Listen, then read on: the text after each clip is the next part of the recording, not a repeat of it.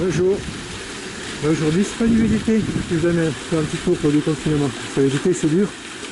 Donc pour me dégourdir les jambes, pour les faire tourner un petit peu, j'ai fait un petit peu de vélo-route. Pour l'ouraguer, les chemins sont tout mouillés, donc les sentiers, donc je perds ça colle. Et voilà, donc la bête aujourd'hui utilisée c'est celle-là. C'est un guidon tordu. Allez, on va faire un petit 45 km, 46 km dans les routes, petites routes du Loiret, perdues. Et on va aller à Rome, c'est Rome, vous allez voir. A de suite.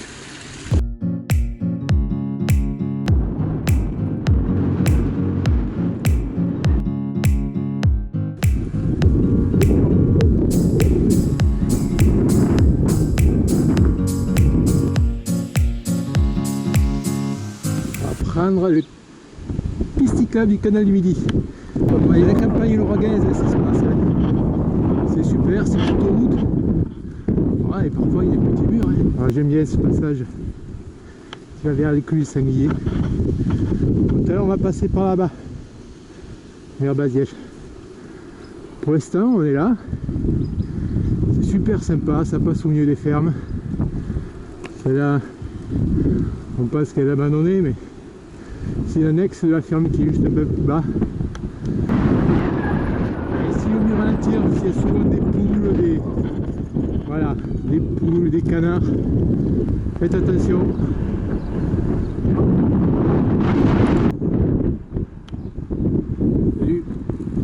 Donc au premier passage de l'écluse du Sanglier, bon, on ne prend pas le canal, on va prendre la petite route là.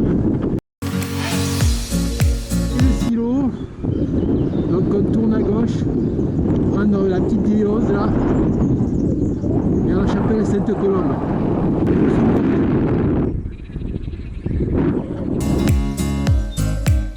Là-bas, le canal, le silo, la campagne.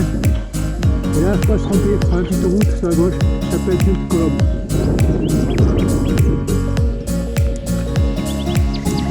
Ah, ça remonte un petit peu, c'est du tout, hein. Là, on est plutôt au fond du vallon. Là, on est tranquille, là. En VTT, on peut arriver par ces chemins. On les a vus en ce moment, la végétation, le cyclo n'est pas passé. Donc, beaucoup d'herbe, beaucoup d'orties.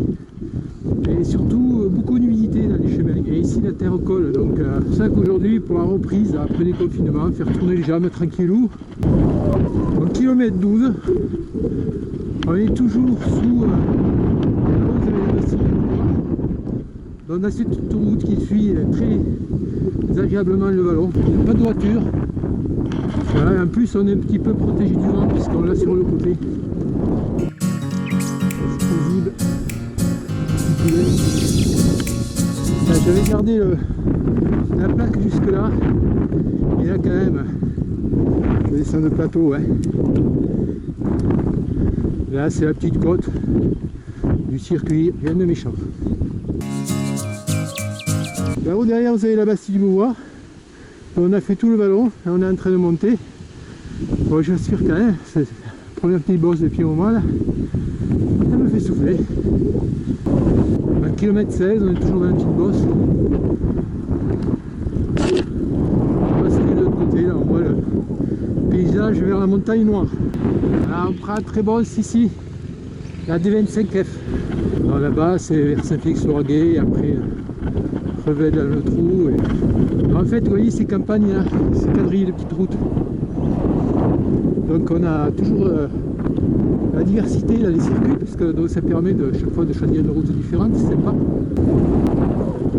C'est région de terre et de vent.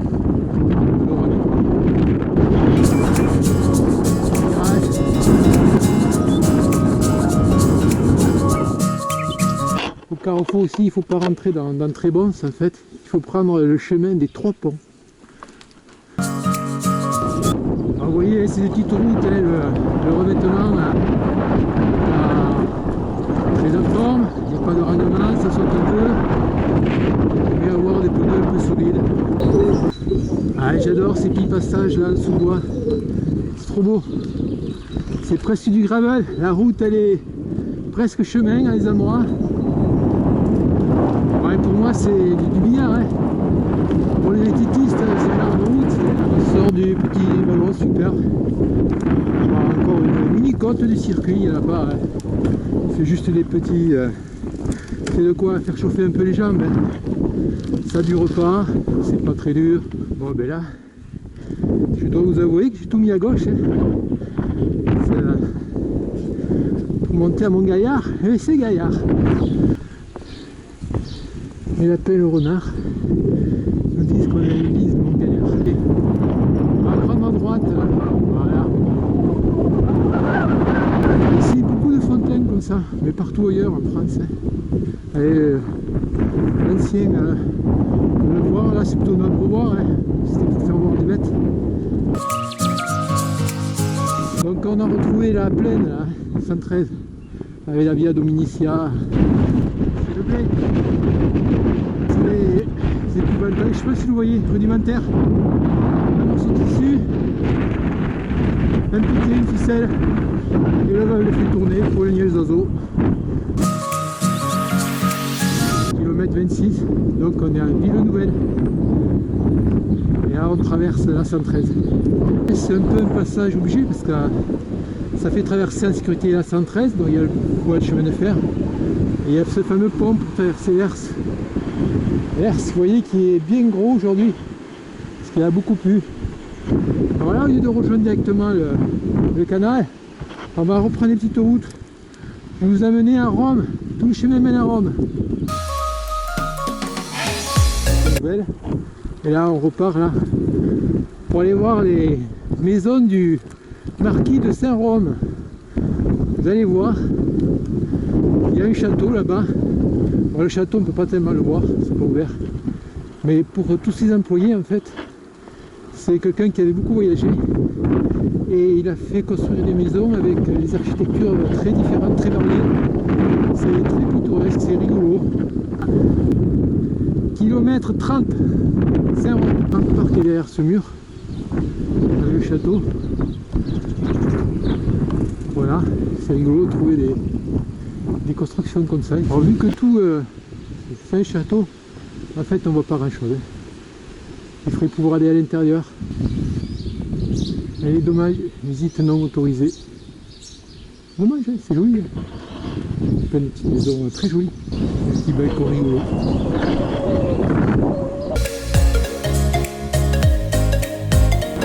Après Saint-Rome, donc c'est à Laval, de la Rouche, qu'on retrouve la piste du canal du Midi. Bonjour. Voilà.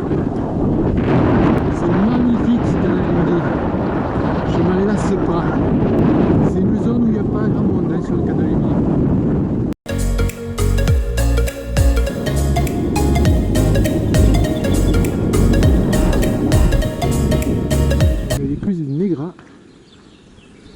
Et il nous reste 3,7 km pour aller à l'écluse du Sanglier. C'est une belle écluse, je l'aime bien celle-là.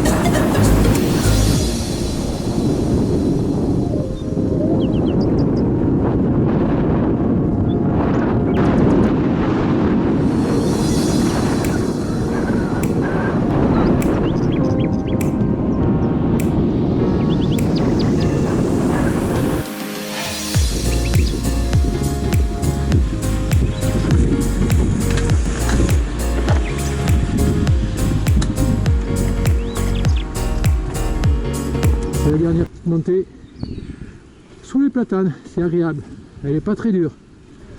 Voilà, fameuse église de Mogiscar, le clocher mur